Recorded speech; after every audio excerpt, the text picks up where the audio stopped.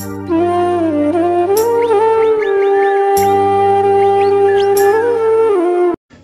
সকাল আমার প্রিয় বন্ধুরা, নতুন সকালে নতুন শুভেচ্ছা। বন্ধুরা, আমার ঘুম থেকে উঠে সব বাসি কাজ করে আমি বাসি কাপড় ছেড়ে দোকানে চলে এসেছি। জানো তো, দোকান হচ্ছে লক্ষ্মী জিনিস, এটা সবাই জানো যাদের দোকান আছে বা যারা জানো না। তা আমি একবারে স্নান করে একবারে এসি। তা বাবা বলছে যে আমি মাল আনতে যাব, তুই দোকানে একটু মানে দোকানে জিনিসপত্র দে, খরিদ্দার তো হচ্ছে লক্ষ্মী, যতই আমার হাজার কাজ থাকুক আগে আমার দোকান, যেখান থেকে আমার 2 টাকা আসবে।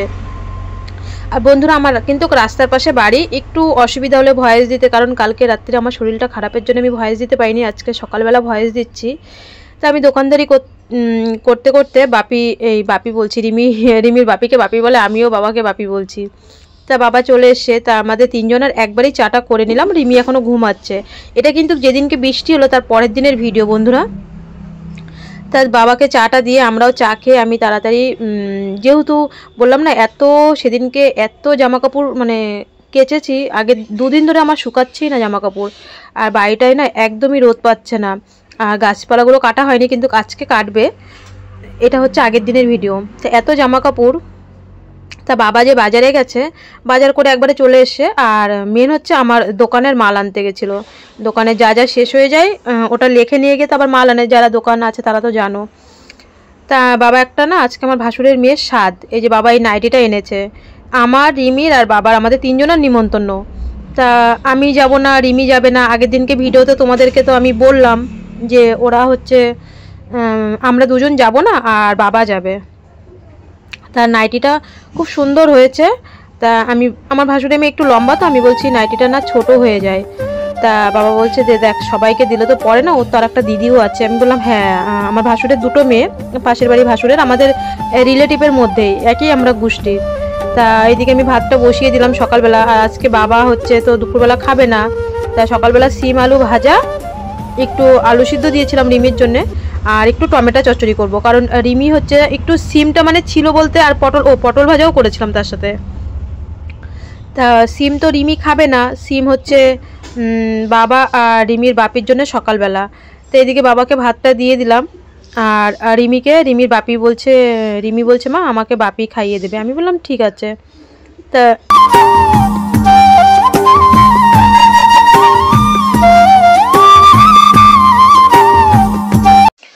বাবাকে ভাতটা দিয়ে রিমির বাপি চলে এসে বাজার থেকে। তা ওরা হচ্ছে 2 জন গল্প করছে। তা আমি বললাম কি একবারে খেয়ে নাও, তো খাওয়ার ঝামেলাটা মিটাও, সকালবেলা না মিটলে আমি আবার দুপুরবেলা রান্না করতে পারছি না। তো ওদের 3 জনকে ভাত দিয়ে দেখো আমার কিন্তু একটু পরপরই হাত ধুয়ে দোকানে আসতে, যে বাড়ির ভিডিও একবারে ক্লিয়ারভাবে করব, কিন্তু সেটা কিন্তু আমার হয় না, যেহেতু গ্রামের বাড়ি জানোই তো, মানে একটু পরপর 2 মিনিট পরপরই দোকানে লোক আসে। তা আমি বাবাকে, রিমির বাপিকে, রিমিকে ভাত দিয়ে আমি চলে গেলাম দোকানদারি করতে। আর এটা হচ্ছে আমাদের একটা পিসামশাই শ্বশুর হয়, রিমির কথা জিজ্ঞাসা করছিল। তা জিজ্ঞাসা করতে করতে অনেকক্ষণই আমি দোকানে ছিলাম, সব কথা। এবার বয়স্ক মানুষ তো সবাই তো সেরকম বোঝে না, বলছে আর কি এই ট্রিটমেন্ট কলকাতায় হয় কি না। এবার যে দোকানে আসে সেই রিমির কথা জিজ্ঞাসা করে। তা এদিকে রিমি আর রিমির দিদি হচ্ছে মানে বিনীতা, আমার ভাসুরের মেয়ে এসে, তো ওরা 2 বোন এখানে গল্প করছিল। তা রিমি ভাত খাওয়ার পরে গল্প করতে করতে আমি বললাম কি তোরা এখানে গল্প কর, আমি হচ্ছে বাঁধাকপিটা কেটে নিই, দুপুরবেলা তো আবার রান্না করতে হবে।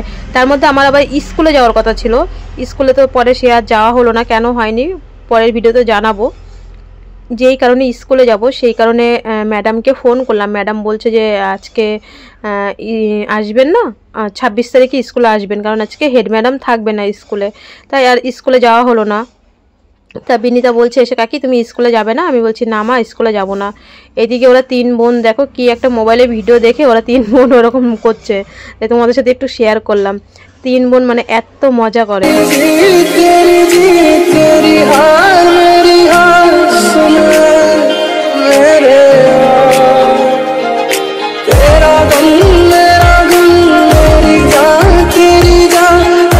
আর বন্ধুরা এদিকে দেখো আমি ওদের সাথে একটু কথা বলে এসে আবার রান্না বসিয়ে দিলাম মাছের মাথা দিয়ে, আর হচ্ছে বাঁধাকপি ঘন্ট হবে, এটাই দুপুরবেলা রান্না হয়েছিল, আর কিছু হয়নি।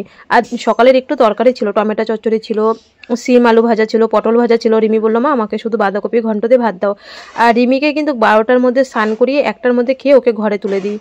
তা আজকে যেহেতু এটা পরের দিনের ভিডিও বন্ধুরা, যেহেতু দেখো আমার বাড়িটা পুরো অন্ধকার হয়ে আছে না, মানে কিছু মেললেই না শুকাচ্ছে না, 2 দিন 3 দিন লেগে যাচ্ছে।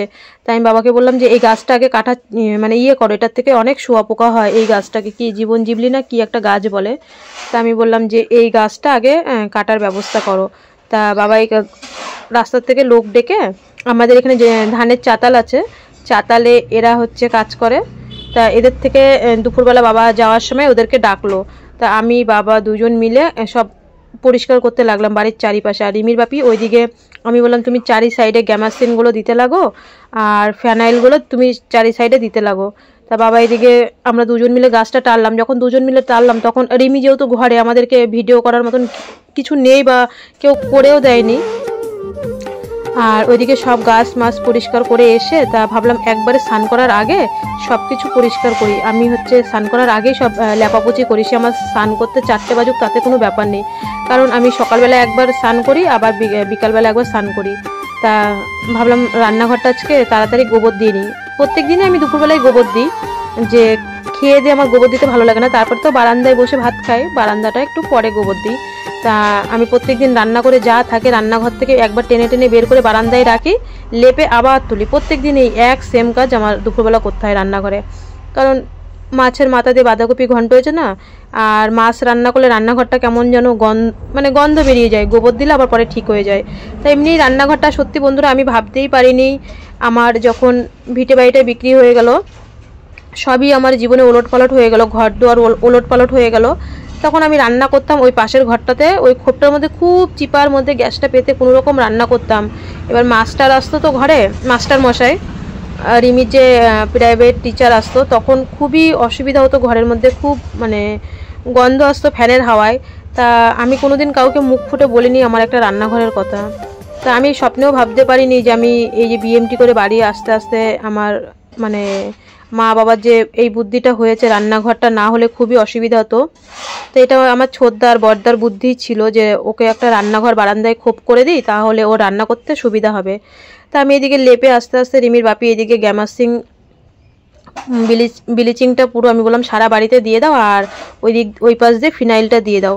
তা ও হচ্ছে পুরো ফিনাইল দিয়ে দিল। আর বন্ধুরা এই যে কিয়া কাকিমা আমাকে ফোন করে বলেছিল যে রূপা রিমির ঠান্ডার জন্য প্লাস্টিক লাগিয়ে দাও।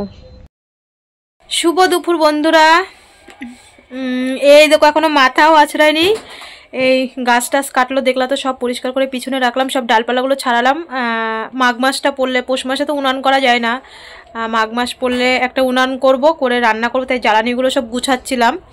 তা সেই সকাল থেকে 2 কাপ চা, বিস্কুটও খাইনি, এই স্নান করে মাত্র ভাত খেলাম। তাও নবদ্বীপের থেকে একটা বোন ফোন করেছিল, খেতে খেতে ওর সাথে ফোনে কথা বললাম আর খেলাম। এখনও জামা কাপড় তুলবো, সব গুছাবো। আর রিমি যে সেই 1টার সময় ঘরে ঢোকে, মানে একবারে 12টার সময় স্নান করে 1টার মধ্যে খেয়ে ঘরে ঢোকে, এখন আবার আমাদের সাথে কটা খেলো, শেয়ার করতে পারিনি, তোমাদের সাথে ভিডিও করতে পারিনি। ওই বোনটা ফোন করেছিল, ওর সাথে কথা বলছিলাম। তা এই খেয়ে ঘরে আসলাম, একটুখানি বসবো, 3:30 বাজে, 4টে বাজলে তারপরে আবার বিকালের কাজে লাগবো। মাথাও আশ্রায়নি, জামা কাপড় তুলবো, গুছাবো, সব কিছু করবো, আর কি করতে থাকি দেখো। আর বন্ধুরা দেখো এটা হচ্ছে বিকালবেলা, আমি একটু মাত্র বসার পরে মানে একটু ফোন দেখছিলাম, ফোন দেখতে দেখতে তা মিস্ত্রি চলে এসছে। যেহেতু আমার রান্নাঘর স্বপ্নের রান্নাঘর, জানো তো বন্ধুরা, তোমরা যদি এই রান্নাঘরটা আমার নিচের ভিডিওতে দেখো, এই রান্নাঘরটা আমার না হলেও 50 জন, এত বড় আমার রান্নাঘর, খুব শখ করে বানিয়েছিলাম যে কোনোদিন জীবনে বড় ঘর করতে পারি বা না পারি, রান্নাঘরটা একটা করি, যাতে স্বপ্নের রান্নাঘর হবে, আর সেটাই আমার ছিল। কিন্তু যেহেতু জায়গাটা বিক্রি করার মধ্যে অর্ধেকটা, ওই যে খুঁটি দেখছো, এই খুঁটি অবধি হচ্ছে যার কাছে বিক্রি করেছে আমার জায়গাটা, ভিটে বাড়িটা, সেই তার মধ্যে রান্নাঘরটা অর্ধেকটা পড়ে গেছে। এখন কিচ্ছু করার নেই, এখন তো বাড়ি এসছি, তার জায়গা তাকে তো মিটিয়ে দিতে হবে। বাড়ি ছিলাম না এতদিন, একটা অন্যরকম ব্যাপার ছিল, তার জায়গা তার মিটিয়ে দিতে হবে। আর রিমির জন্য ওই জায়গাটাই ভাবলাম কোথায় আর বাথরুম করব, সবই তো বেচা কেনা, সবই হয়ে গেছে। সেই সব ভয়েস দিতে গেলেও আমার কান্না আসে। এই মানে যখন করেছে তখনও, মানে যখন ভাঙছে তখনও আমার কষ্ট লাগছে, এখন ভয়েস দিতে গিয়েও আমার চোখের জল আসছে। আর বন্ধুরা কি বলবো, এই যে রান্নাঘরটা পুরো ভাঙা পড়ে গেল। আর এইগুলোই আমার টানতে টানতে হট করে, জানি না সন্ধেবেলা কি হলো, মানে তোমরা পরে আমার অরিজিনাল ভয়েসে শুনবে, আজকে তো আমি সকালবেলা ভয়েসটা দিচ্ছি। যখন এই রান্নাঘরটা ভাঙলো তখন মানে আমি নিজেই দাঁড়িয়ে দাঁড়িয়ে কান্না করছি, তাই কিছু তো করার নেই। সবথেকে বড় কথা হচ্ছে আমার অমূল্য রতন আমার বাড়িতে ফিরে এসছে, এটাই সবথেকে আমার মেন কথা। রান্নাঘর গেছে গেছে, তাতে কোনো ব্যাপার নেই। তা ওই দিক দিয়ে ওরা ঘরটা ভাঙছে, আমি এই দিক দিয়ে ঘর ঝাড় দিচ্ছি। এখন তো সন্ধেবেলা আবার ঘর উঠান ঝাড় দিতে হবে। তা ঘর উঠান ঝাড় দিয়ে ভাবলাম বাইরে জামা কাপড়গুলো রয়েছে সেইগুলো আমি নিয়ে গুছিয়ে ফেলি। তা কিন্তু সে কি আর করার মতন উপায় আছে আমার?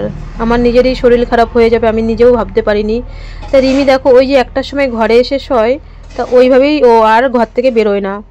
শুধু ওই 10টার সময়, সকাল 10টার সময় ওকে একটু বের করি, তারপরে আর বের করি না।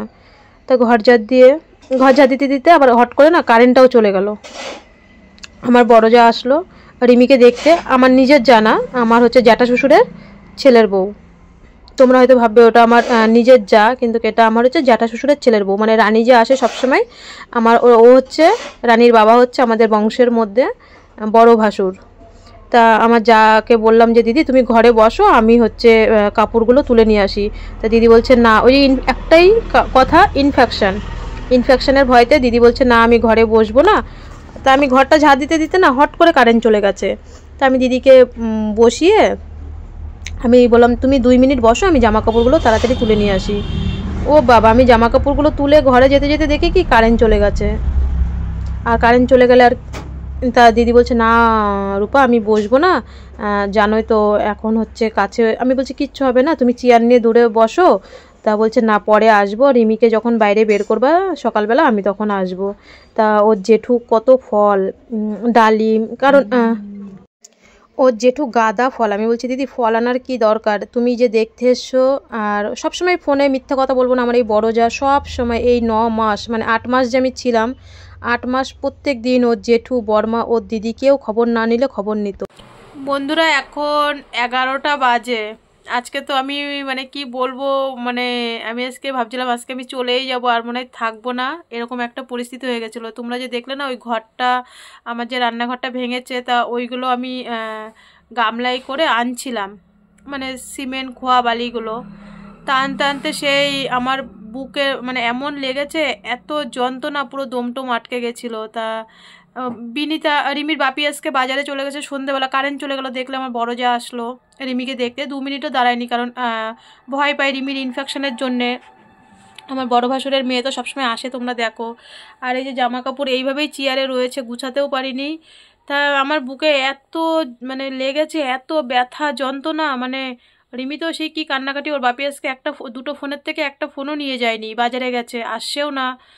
তারপরে সেই বিনিতা ছিল, সেই জল এনে মাথায় জল দেওয়া, ঘাড়ে পিঠে জল দেওয়া, পুরো দমটম আটকে গেছে। আমি ঠাকুরকে বলছি ঠাকুর আমি এখন যে একটু সুখের মুখ দেখলাম, তুমি কি আজকে রাতেই আমাকে তুলে নিয়ে নেবে? হ্যাঁ, এরকম পরিস্থিতি আমার হয়ে গেছিলো।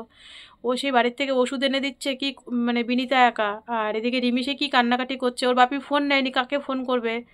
সে ওর বড় মামারে আবার ফোন করেছে।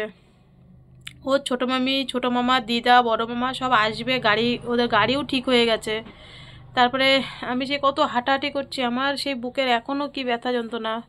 আমি তো ভাবলাম আজকে মনে হয় আমি আর থাকবোই না, আমি মানে চলেই যাবো। আমি শুধু ঠাকুরকে, যিশুকে ডাকছি যে ঠাকুর আমার যেই মেয়েটা ঠাকুর ঠাকুর করে আমি মেয়েটাকে বাড়িতে নিয়ে আসতে পারলাম, সবার আশীর্বাদে এবার কি আমি থাকবো না ঠাকুর? আমি তো এরকম করছি, আর এমনি তো সমানে সেই কি কান্নাকাটি জানো না আমাদের বাড়ির মধ্যে।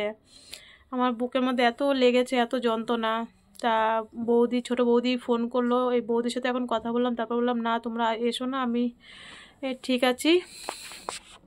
তা তারপরে ওর বাপি বাজার থেকে আসলো, এসে চা করলো, সিমই দুধ রেখেছিল আজকে, সিমই করলো, সিমই তারপরে আলু সিদ্ধ ভাত আর ঘি। আমি কিচ্ছু মুখে দিইনি, খাইনি। আমি এই এখন উঠে বসলাম, রিমির জল গরম করলাম, ওর বাপি সব খাওয়া দাওয়া সব কিছু, দাদুকে ভাত দেওয়া সবই করলো। রিমির বাপিকে এর জন্যই বলি যে তুমি বাইরে যেও না, এখানে কিছু একটা কাজ করো। ও তো সে বাইরে যাওয়ার জন্য ব্যস্ত হয়ে গেছে, বলছে দেখো এখানে কাজ করলে যেই পয়সা পাবো সংসার খরচা চলে যাবে, ওখানে গেলে তো আমি এটা থুকা টাকা পাঠাই, আমার কিস্তি দেওয়া হয়। আমি কি যেইভাবেই হোক চলবো, কিন্তু মেয়েটা এরকম অসুস্থ, ঘরে একটা বছর অন্তত বাড়িতে থাকো, কিছু করো এখানে, রাজমিস্ত্রি টিস্ত্রি কি কলকাতায় কোনো কাজ করো, সপ্তাহে সপ্তাহে বাড়ি আসতে পারবে, তাও কিছু করো। ও তো সেই কথা শোনেই না, খালি বলে মেয়ের জন্য একটা বাথরুম করে দিই, আমি চলে যাবো, আমি থাকবো না, থাকতেই যাচ্ছে না বাড়িতে। আজকে আমার এই পরিস্থিতি, মানে হট করে এরকম হয়ে গেল। তা ছোটো বৌদি বলছে যে তুই ওই রান্নাঘর ভাঙা পড়েছে, তুই টেনশনে টেনশনে এরকম করছিস, তোর এটা শখের রান্নাঘর, আজকে তোমরা দেখলে আমার রান্নাঘরটা ভেঙে ফেলতে হলো। ওই সিমেন্ট বালিগুলো কালকে দেখবা উঠানের মধ্যে সব রয়েছে। জায়গা তো বিক্রি করে দিয়েছি, এখন সেই জায়গা তো লোকের হয়ে গেছে, যতই একসময় আমার থাকুক। এবার আমার ঘরটা, আমার এত শখের রান্নাঘর, আমি জানতাম যে আমি কোনোদিন বড় ঘর করতে পারবো না, কিন্তু তবু লোকের একটা রান্নাঘর শখের থাকে। ওই রান্নাঘরটা আমি অনেক কষ্ট করে বানিয়েছিলাম, তা রান্নাঘরটা আজকে ভাঙতে হলো, কারণ অনেক দিন হয়ে গেছে জায়গাটা বিক্রি করেছি বিএমটি করে। তারপরে আমরা বাড়িও ছিলাম না এতদিন। এবার ওখানে রিমির জন্য একটা বাথরুম করা হবে, বড় হয়ে গেছে, বোঝোই তো, 13 বছর বয়স, পটিতে বাইরে পটি করায়, পটি আমাদেরই ফেলতে হয়, হয় বাবা ফেলে নেয়, আমি ফেলি নাই, রিমির বাপিও করে, তবু মেয়ে সন্তান তো বড় হয়েছে, বোঝোই তো। তা আমি এই যে কথা বলছি এখন আমার বুকে খুব যন্ত্রণা করছে। তা বৌদি বলছে তুই ওই টেনশনে তোর এরকম হয়েছে। ছোটো বউ আমাকে তো বৌদিরা তুই তুই করে বলে যে টেনশন করিস না, যেটা হওয়ার সেটা হয়ে গেছে, আবার নতুন করে সংসার শুরু কর।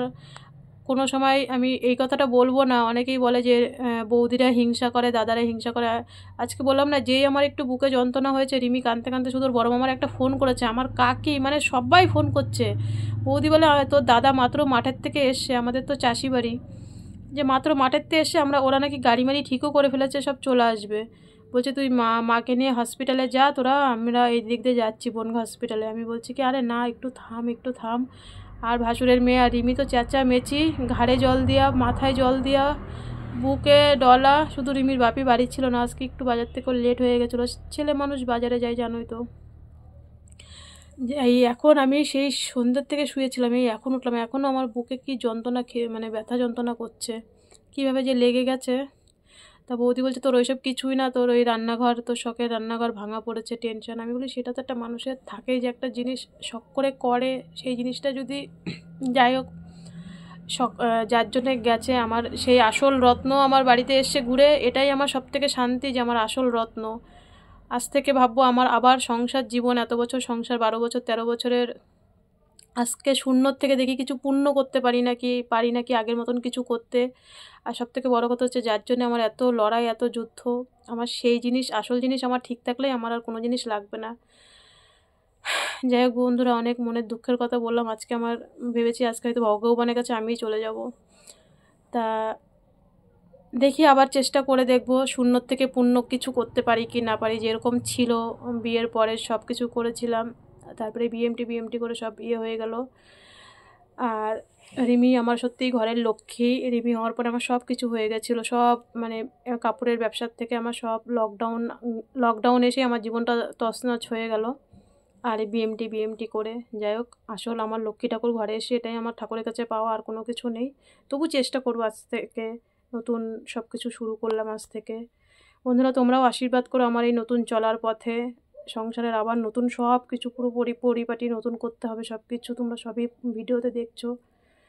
আর রিমি ভালো আছে, সুস্থ আছে। এই যে রিমি যে সেই মশারির তলায় থাকে, 1টার সময় ঢোকে, আর সেই কালকে আবার 10টার সময় সকালবেলা মশারির তলার থেকে বেরোবে, মানে 9টার সময় বিরাজ করে আবার একটু শোয়। খুবই ঠান্ডা তো, আর পড়াশোনাটা তো জানুয়ারিতে চালু হয়ে যাবে, এই 1টা সপ্তাহে একটু রেস্ট করবে। যাই হোক বন্ধুরা, সবাই ভালো থেকো, সবাই সুস্থ থেকো। আজ এই পর্যন্ত আমার এখনও খুব যন্ত্রণা করছে, মানে এমন যন্ত্রণা করছে আমার, মানে সেই তখন 6:30 বাজে আর এখন 11টা বাজে, এই উঠে আমি মাত্র বসলাম কত ওষুধ খেয়ে। গুড নাইট, সবাই ভালো থেকো, সবাই সুস্থ থেকো।